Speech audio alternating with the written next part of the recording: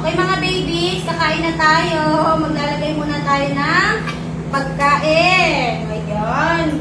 Tingnan nyo, naghihintay talaga yan ha. Kasi bawal pa po kumain. Kasi kailangan maglagyan muna ni mama to. At syempre makapagdasal. Diba Coco?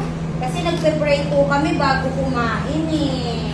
O, maghihintay muna ha. Wala munang kukuha ng pagkain. Tingnan nyo si Baba. Napakabait ni Baba. Nakikinig.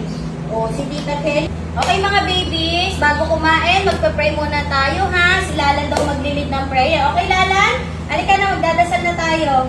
O, magdadasal na tayo Lalan. Ayan. Papa God, maraming salamat po sa pagkain ng mga batuta ngayon.